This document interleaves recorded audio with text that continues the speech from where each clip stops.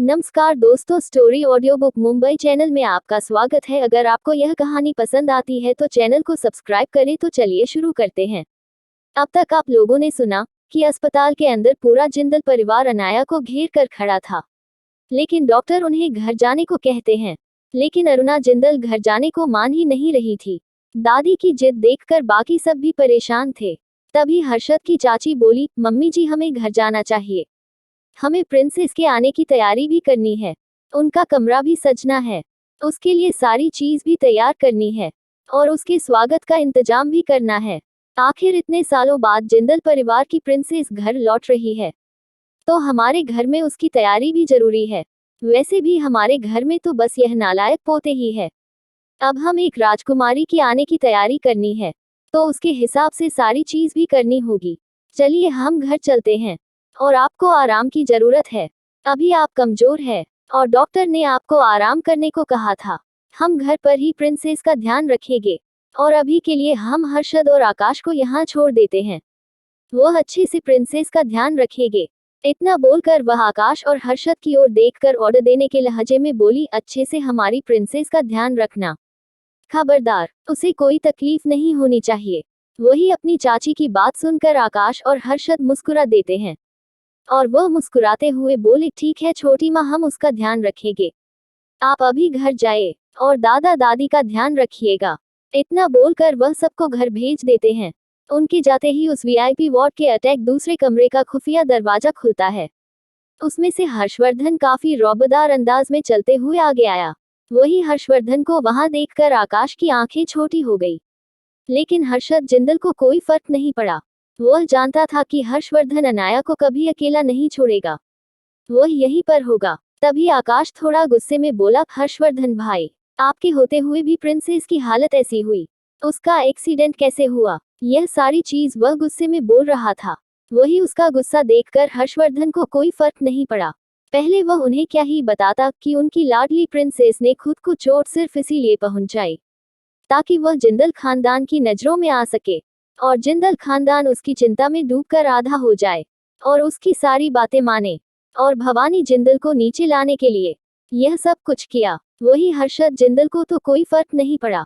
वह जानता था कि हर्षवर्धन का नेचर कैसा है, इसीलिए वह आकाश की ओर देखकर बोला, हम भी आराम करते हैं, सामने के वार्ड में चलते हैं, क्योंकि इस अस्पताल के पूरे फ्लो को ही हर्षवर्धन ने खाली करवा दिया था, अनाया की सेफ्टी की वजह से। और दूसरा रीजन था, वह नहीं चाहता था कि उसकी छोटी सी बीवी को कोई तकलीफ हो या फिर उसका प्लान फ्लॉप हो। जैसे ही जिंदल ब्रदर्स वार्ड से बाहर निकले और सामने के कमरे में गए, वही हर्षवर्धन बेशर्म होकर अपनी बीवी के पास लेट गया। वह जानता था कि उसकी बीवी एक अच्छी नींद लेने वाली है, वह इतनी जल्दी होश में नहीं आने वाली, इसलिए वह फ्रेश होने चला गया और उसे अपनी बाहों में लेकर आराम करने लगा। तभी उसका फोन वाइब्रेट हुआ। उसने चेक किया तो उसे नोटिफिकेशन आई थी उसकी सेक्रेटरी रजत की ओर से कि उसकी इंटरनेशनल कॉन्फ्रेंस शुरू होने वाली है। हर्षवर्धन इस बारे में जानता था, इसीलिए वह कंप्यूटर उठाकर उसी खुफिया दरवाजे से पास के कमरे में चला गया जहां पर वो पहले छुपा हुआ था और अपनी नटखट बीवी को जिंदल परिवार को परेशान करते हुए देख रहा था। वैसे तो वो वहीं रहकर काम कर सकता था, लेकिन वह जानता था कि उसकी कॉन्फ्रेंस की आवाज से अनाया होश में आ सकती थी और वह नहीं चाहता था कि अनाया को कोई तकलीफ हो, इसलिए वह चला गया। लेकिन वह नहीं जानता था कि उसकी यही गलती कितने भारी पड़ने वाली है। दूसरी ओर जिंदल परिवार अपने घर पहुंच चुका था। जिंदल जिला में जाते ही हर्षद की दादी अरुणा जिंदल सभी नौकरों को बुलाकर इंस्ट्रक्शन देने लगी, जिसमें से उसने कुछ नौकरों को कहा कि घर की अच्छे से साफ सफाई कर दे, कुछ नौकरों से कहा कि गार्डन में नए नए पौधे लगा दो और उसे आज रात ही मंगवा लो, तो कुछ नौकरों से कहा कि किसी इंटीरियर डिजाइनर को बुलाए ताकि वह हमारी प्रिंसेस का कमरा डिजाइन कर सके। नौकर भी कंफ्यूज थे। तभी उनकी बहू आगे आते हुए बोली, आप शांत हो जाए मम्मी जी, सब कुछ ठीक हो जाएगा, सारा काम हम देख लेंगे।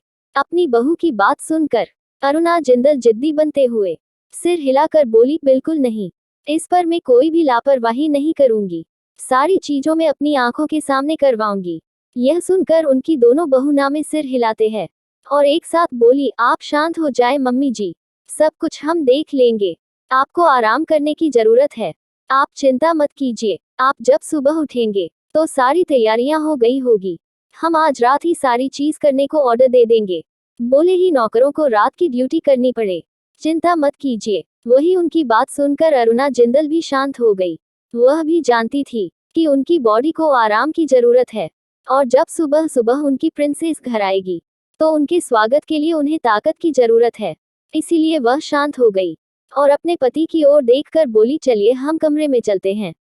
हमें सुबह सुबह जल्दी भी उठाना है। हमारी प्रिंसेस के इंतजार में। उनके जाने के बाद हॉल में खड़े दोनों कपल बस मुस्कुरा देते हैं। तभी अरुणा जिंदल का बड़ा बेटा अविनाश, जो एक बिजनेसमैन था, वह बोला, धीरज, आज इतने दिनों के बाद हमने माँ के चेहरे पर इतनी प्यारी हंसी देखी है। तभी उनका छोटा बेटा, जो एक मिलिट्री जनरल था, धीरज जिंदल, वह भी बोल पड़ा, आपने सही कहा बड़े भैया, माँ आज काफी ज्यादा खुश है। ऐसा लग रहा है जैसे उनके अंदर एक नई जान आ गई हो। तभी अविनाश जिंदल की बीवी आरती जिंदल भी बोल पड़ी, सच में आज मम्मी जी कुछ ज्यादा ही खुश थी। चले, हमें भी बहुत सारी तैयारी करवानी है। अगर सुबह सुबह तैयारी नहीं हुई तो मम्मी जी गुस्सा हो जाएगी। तभी छोटी बहू साक्षी जिंदल भी बोल पड़ी, आप सही कह रहे हैं दीदी, हमें चलना चाहिए। अभी भी हमें नौकरों को सब कुछ बताना होगा ताकि वह सुबह जल्दी उठकर सारा काम खत्म कर दे। इतना बोलकर वो किचन की ओर चली गई और नौकरी को इंस्ट्रक्शन देने लगी। अनाया की मिलने से जिंदल परिवार में एक नई बाहर सी आ गई थी, लेकिन वो नहीं जानते थे कि उनकी प्रिंसेस पर कोई नजर गड़ाए बैठे हैं और आज कितना बड़ा खतरा उसकी ओर बढ़ रहा है। वहीं एक इंसान अभी था जिसकी सांसें अटकी हुई थी। वह थी भवानी शेरगिल। क्या अनाया जिंदल परिवार में लौट पाएगी? कौन सा खतरा अनाया पर मंडरा रहा है? क्या वो बच पाएगी? कौन है वो नया दुश्मन? अगर आपको अगला एपिसोड चाहिए तो लाइक करें, कमेंट करें और चैनल को सब्सक्राइब करें।